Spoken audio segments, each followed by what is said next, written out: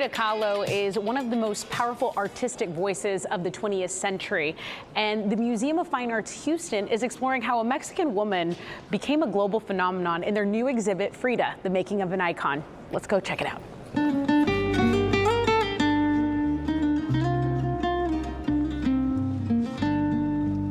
Over 30 original works by Kahlo in one place. That in itself is extremely rare.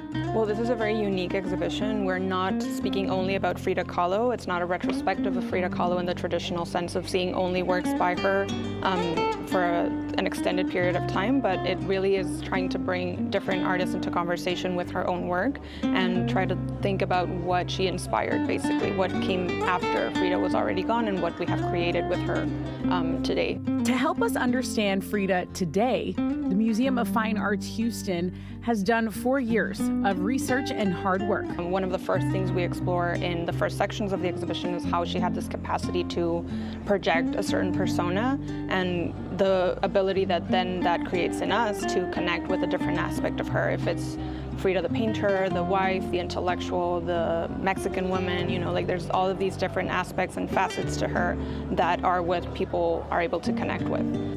So this is the portion called Frida Mania. Yes.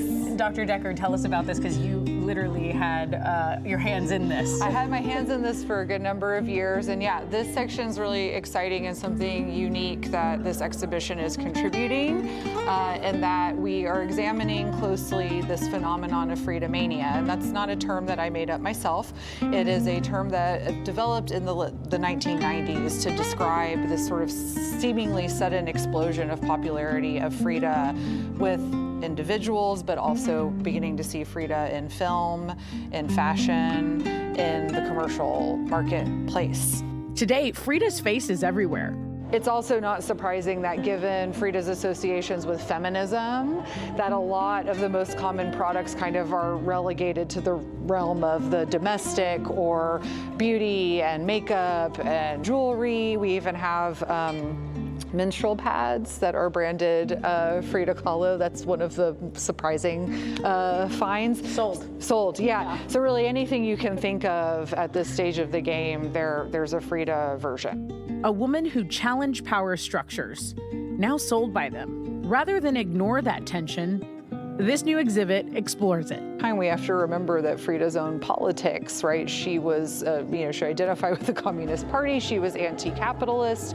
She was very critical of economic imperialism, et cetera. And so it's kind of a contradiction in some ways that she's come to circulate as this like product. But that's why we have the handmade objects and the folk art objects to kind of contrast. They've also featured 120 works by international artists, dating from the 1970s till today. These are artists and artisans that are, truly inspired by Frida and interpreting Frida and her artwork in their own special, unique ways.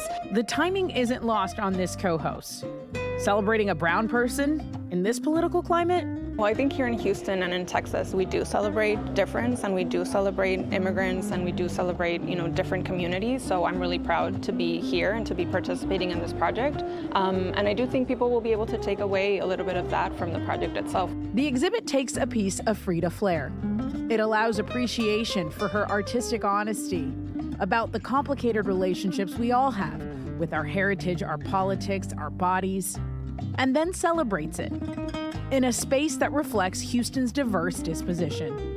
Our museum has one of the most extraordinary collections of Latin American and Latino art in the entire nation. We have been doing this for over 25 years at this museum, and beginning at a time where Latin American and Latino artists were not being included in big major museum collections. That has changed enormously, and I think that the MFAH has actually played an important role in elevating Latin American and Latino artists. And so I think one of the great pleasures of this exhibition is the fact that we have 2 sections devoted to Chicano and Chicana artists. And I think that will be, I think lots of us know that there's a direct connection between Frida and the Chicanos, but to see it laid out like from the 1970s evolving into today is something really special. And I know that those artists are really, really thrilled to be included and to be seen. So I think, and it's reflective of our community in Houston. So I think that's also such an immense pleasure and joy to see folks connecting to the art that we have on view here. Okay, and Derek, there is the blue lit up Museum of Fine Arts Houston to kind of give homage to her house, Casa Azul, where you have visited in New Mexico, in Mexico City. Mexico City, Mexico. Very close, but totally different. Okay. Yeah, her house in Mexico City is very, very blue with a courtyard, the whole area. And we're so lucky that we have Museum of Fine Arts Houston staging this exhibition. It seems like there's a lot to see. There is. Take your time.